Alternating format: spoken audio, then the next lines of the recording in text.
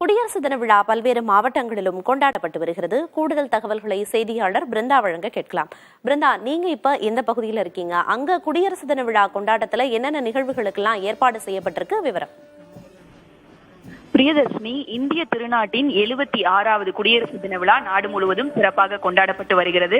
நான் தற்போது திருச்சி மாவட்டத்துல சுப்பிரமணியபுரம் பகுதியில் இருக்கக்கூடிய ஆயுதப்படை மைதானத்தில் திருச்சி மாவட்ட ஆட்சித்தலைவர் பிரதீப் குமார் தேசிய கொடியேற்றி குடியரசு தின விழா நிகழ்வுல பங்கேற்றிருக்கிறார். அந்த பகுதியில் இருக்கிறோம். குடியரசு தின விழா இங்கு சிறப்பாக கொண்டாடப்பட்டு வருகிறது. குறிப்பாக திருச்சி மாவட்ட ஆட்சியர் கொடியேற்றி வைத்து தொடர்ந்து காவல்துறையினருடைய அணிவகுப்பு மரியாதையை ஏற்றுக்கொண்டார். சமாதானத்தை குறிக்கும் வகையில் வெண்புறாக்களை பறக்கவிட்டும் மூவர்ண பலூன்களை பறக்கவிட்டும் இந்த குடியரசு தின விழா நிகழ்வானது சிறப்பாக நடந்தேறி வருகிறது. இந்நிகழ்வில் திருச்சி மாவட்டத்தின் முக்கிய அரசு அலுவலர்கள் மற்றும் காவல்துறையின் மாநகர காவல் ஆணையர் காமினி, திருச்சி டிஐஜி வருண்குமார், திருச்சி எஸ்பி செல்வநாகரத்தினம் உள்ளிட்ட காவல்துறை உயர் அதிகாரிகளும் பங்கேற்றுள்ளனர். தொடர்ந்து பல்வேறு துறைகளில் சிறப்பாக பணியாற்றியவர்களுக்கு பதக்கங்கள் மற்றும் பாராட்டு சான்றிதழ்கள் வழங்கப்படுகிறது. அரசு துறை அலுவலர்கள், காவல்துறையினர் உள்ளிட்ட பல துறையை சேர்ந்தவர்களும் பாராட்டு சான்றிதழ்களை பெற்று வருகின்றனர். தொடர்ந்து பல்வேறு கலை நிகழ்ச்சிகள் நடத்துவதற்கான ஏற்பாடுகளும் செய்யப்பட்டுள்ளது. குறிப்பாக இன்று நடந்த இந்த குடியரசு தின விழா சிறப்பு நிகழ்ச்சியில காவல்துறையினருடைய அணிவகுப்பு அனைவருடைய கவனத்தையும் ஈர்த்ததாக அமைந்தது. பிரியதர்ஷினி, விவரங்களை வழங்கியதற்கு நன்றி பிருந்தா.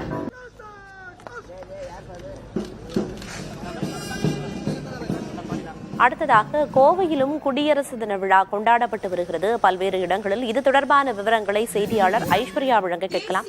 ஐஸ்வர்யா, கோவை மாவட்டத்துல குடியரசு தின விழா கொண்டாட்டம் எப்படி நடந்து வருது? அது குறித்து விவரத்தை சொல்லுங்க.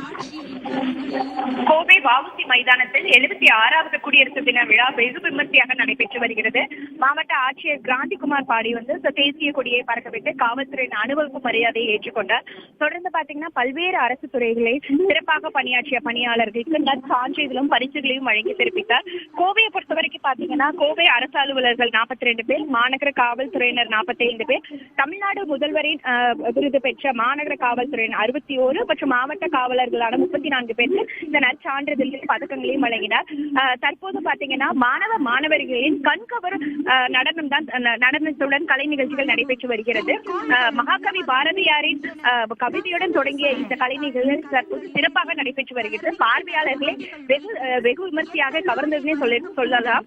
தமிழர்களுடைய பாரம்பரிய நடன கலைகளான காவடி ஆட்டம், சிலம்பாட்டம் உள்ளிட்ட நம்மளோட தமிழர்களின் பாரம்பரியத்தை பறைசாற்றும் விதமாக தான் இந்த மாணவர்களின் கலை நிகழ்ச்சிகள் தற்போது வெகு விமர்சையாக நடைபெற்று வருகிறது.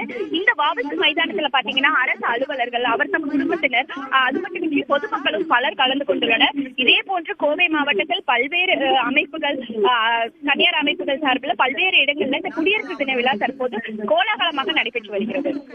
தகவல்களை வழங்கியதற்கு நன்றி ஐஸ்வர்யா.